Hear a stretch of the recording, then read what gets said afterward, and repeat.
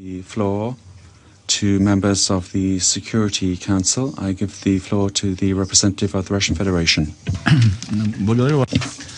Thank you, Madam President. First of all, I would like to express my sympathy to you, because under your presidency, in just the two hours we wasted on discussing the format for this meeting, and we agreed that in an open format only 3 people would speak: Mr. Eliasson, my Ukrainian colleague, Mr. Sergeyev, and the Perm Rep of the Russian Federation. As I understand, some of the colleagues of the Security Council already intend to break with this. Well, what can you do when there's a game without rules? I would like to thank Mr. Eliasson for his briefing and support the idea that he ended on, the idea that in this situation, cooler heads must prevail. Unfortunately, I must note that my Ukrainian colleague did not go for that. And in his speech, what I heard was a number of terms. We can't agree with them at all, characterizing the situation in Ukraine and the actions of the Russian Federation. The colleagues, we discussed the crisis, a crisis which should not have taken place. In order for it to occur, there was no objective reason for it to happen. There was, and there still is, our fraternal country of Ukraine, our neighbor. If you talk about this in terms of the last fall situation, the democratically elected, legally elected president, Mr. Yanukovych, he is relying on the parliamentary majority in a democratically elected parliament. Truly, the country is dealing with serious economic challenges, and with the leadership of Ukraine, they have serious decisions to make. In particular, they need to make a decision whether they will join or will they sign an agreement of association with the EU. This is a complex decision.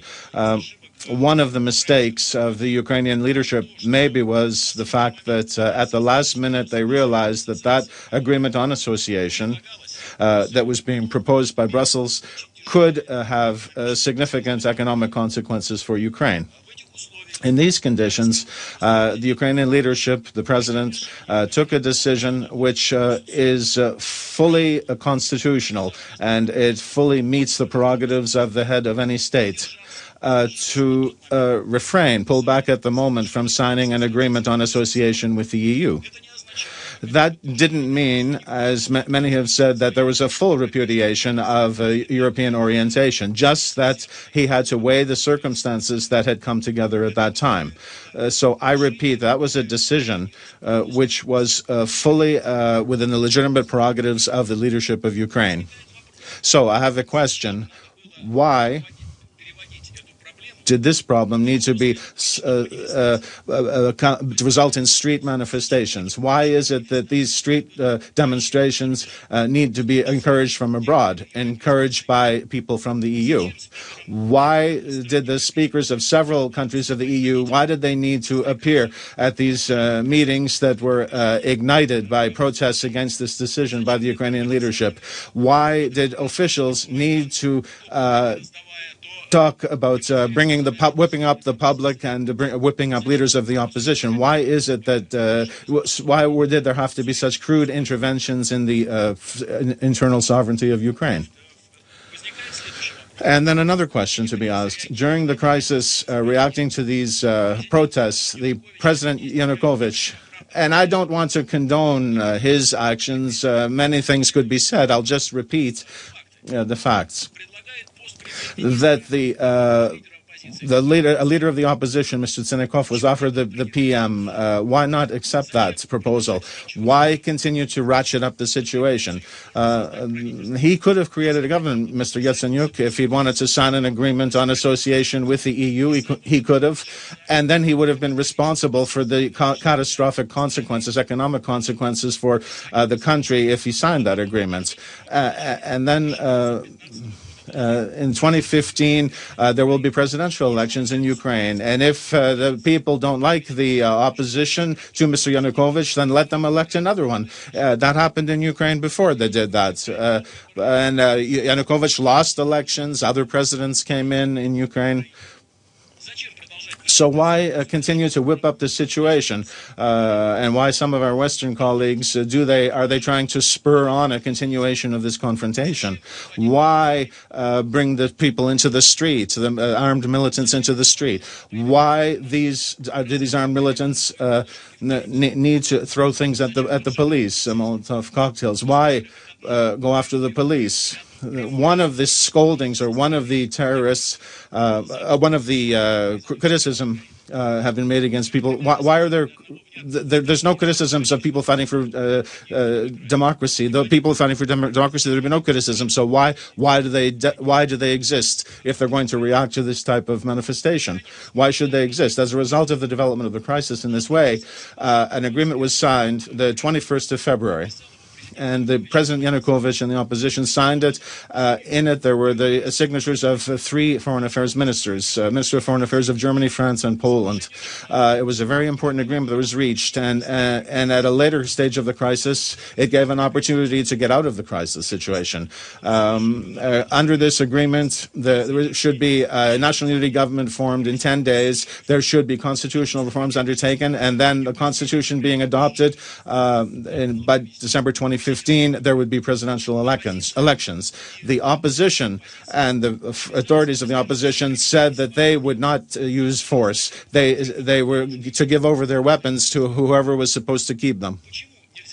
Why was this agreement not complied with? Why was it not implemented? Why did we hear threats against President Yanukovych as a result of which he had to leave Kiev? Why is it that the parliament, with its new membership, the Ukrainian parliament, with the traumatic changes, why did it first, right off the top, make a decision to take away the language legislation, which says that people have the right to use specific languages, minority languages, of not only Russian language, but other minority languages have the right? Why the first day was that decision taken to take those away? Was it it was not a political coalition or process that they were talking about. Is that one of the leaders of the opposition was trying to push his will, called himself a victor, and trying to force his will on people. I'm not talking about whether there are a lot of them, but there were a number of groups, and among these groups, there are some radical extremists, activists who, in fact, who work on Ukrainian security. They work in that area.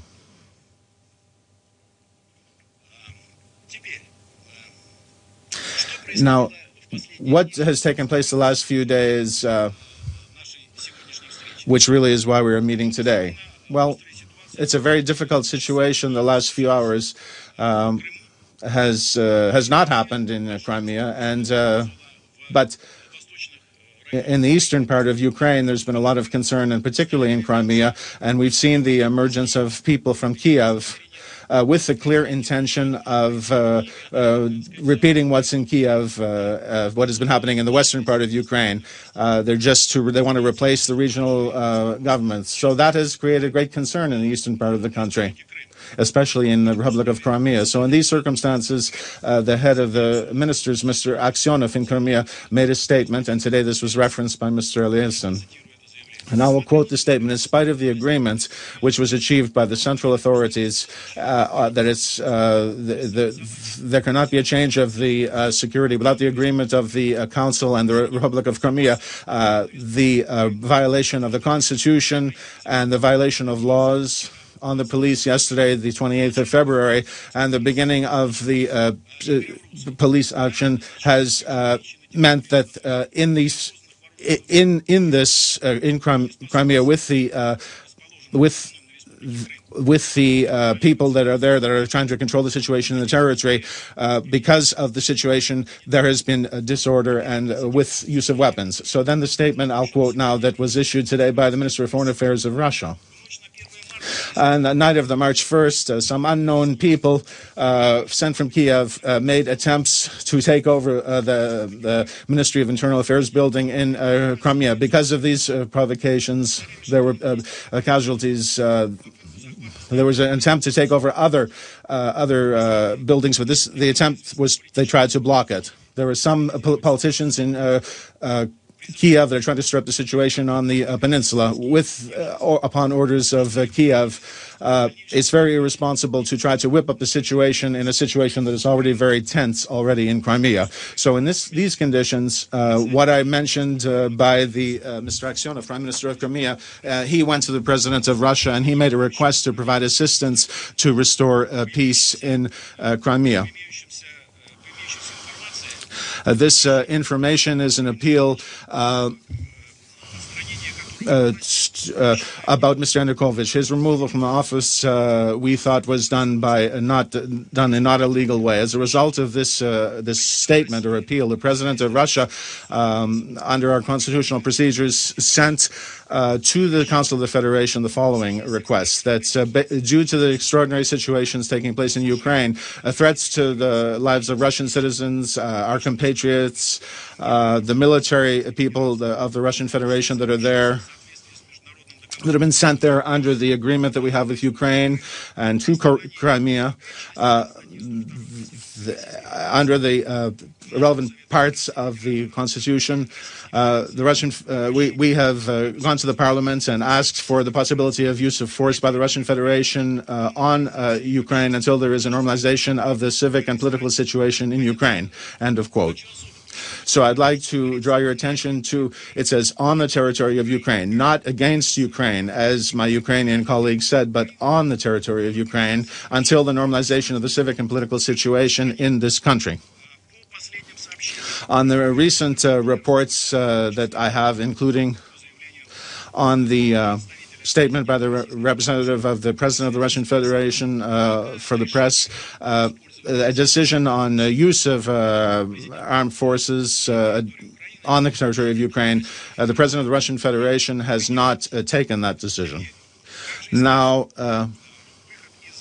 how to get out of this situation. I repeat, as Mr. Eliasson said quite correctly, we need cooler heads to prevail, and we have to get back to the political constitutional path. We need to go back to the agreement of the 25th of February and establish a national unity government.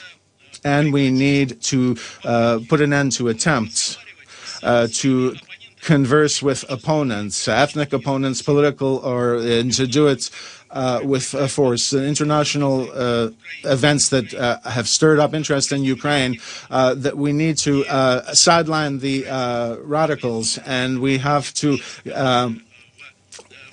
with those opponents in Kiev, they have to get away from the radicals, and they have to get back to the territory of Ukraine, because such actions that they're taking could lead to very difficult developments, which the Russian Federation is trying to avoid. Thank you very much, Madam President.